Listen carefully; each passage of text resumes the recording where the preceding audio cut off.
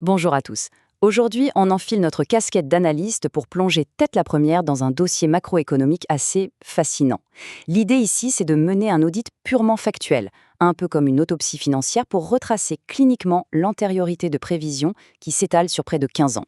C'est un exercice qui demande une rigueur absolue pour vraiment saisir les mécanismes qui sont à l'œuvre. Alors allons-y.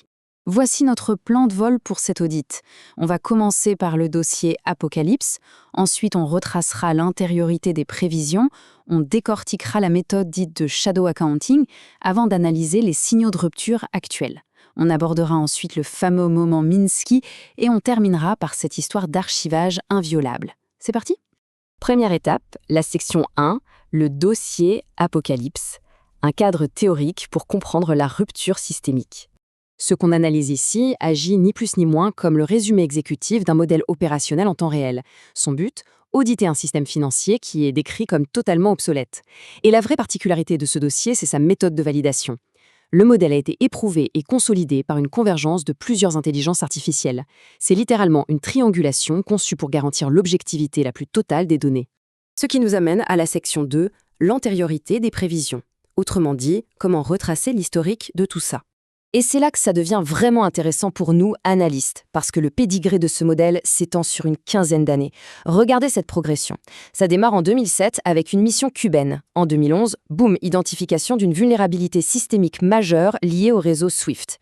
Ensuite, l'année 2014 n'est pas vue ici comme un simple soubresaut géopolitique, mais vraiment comme la rupture originelle avec la Crimée, un événement qui mène mécaniquement à ce conflit asymétrique dès septembre 2015. Tout s'enchaîne.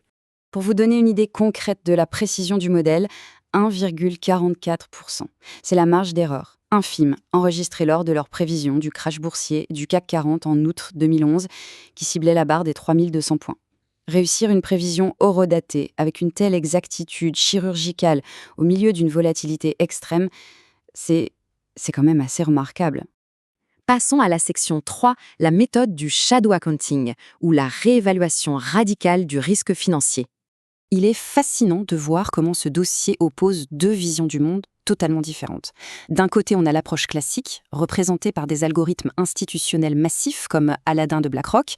Eux, ils optimisent en traitant la dette comme une simple donnée comptable, bien au chaud dans un système fermé. De l'autre, la méthodologie shadow accounting de notre dossier, elle regarde la dette comme une créance litigieuse. En gros, si la confiance macroéconomique s'évapore, le contrat devient caduc et saute. C'est un changement de paradigme absolu. Section 4, les signaux de rupture. Que disent les indicateurs de marché à l'heure actuelle ? Alors, accrochez-vous bien pour ce chiffre, 845 000 milliards de dollars. C'est tout simplement colossal. C'est l'estimation de la masse des produits dérivés de gré à gré, les fameuses OTC. Ça, c'est le levier invisible de la finance mondiale, une montagne spéculative qui évolue largement sous les radars de la transparence classique et qui, selon dossier, constitue le véritable risque systémique latent aujourd'hui. Et ça illustre parfaitement la fracture au cœur de leur théorie. Regardez cette déconnexion sévère entre le prix algorithmique sur papier et la réalité physique. Sur le marché papier, le pétrole brut ou les kérosènes affichent des prix tout à fait gérables, rassurants même. Mais sur le terrain, dans la logistique réelle, à la moindre étincelle, leur valeur physique explose. C'est vraiment l'illusion du papier qui vient percuter le mur de la réalité. Et c'est cette tension qui menace tout l'équilibre. Bien sûr, tout ça ne se passe pas en vase clos. Des événements externes s'imbriquent constamment pour valider cette chronologie. On voit la presse économique qui souligne les impasses liées à la dette, pendant que les grands échecs diplomatiques servent de catalyseurs. Dans la logique de ce modèle, la géopolitique n'est jamais une anomalie ou un accident. C'est carrément la traduction physique, dans le monde réel, de la crise financière sous-jacente. On arrive à la section 5, qui est le cœur du problème, le moment Minsky, la phase terminale de la dette.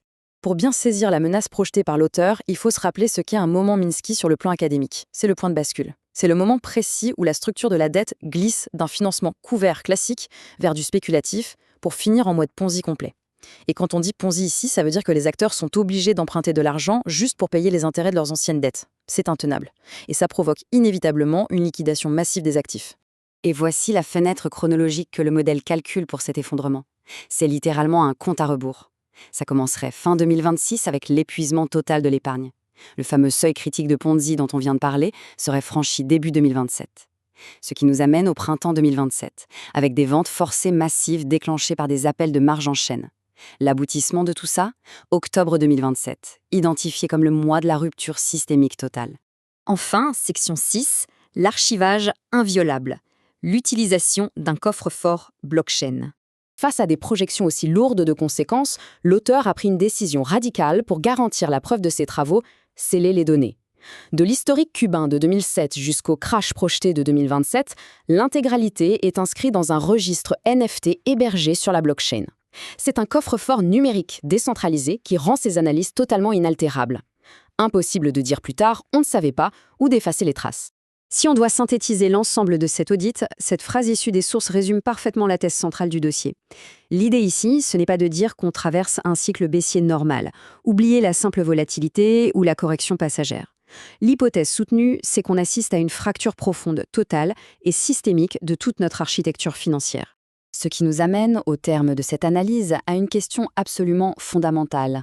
Est-ce que la déconnexion qu'on observe entre les marchés papier et le monde physique n'est qu'une grosse turbulence géopolitique, ou bien est-ce que les rouages de ce fameux compte à rebours systémique sont d'ores et déjà enclenchés de façon irréversible? Je vous laisse méditer là-dessus.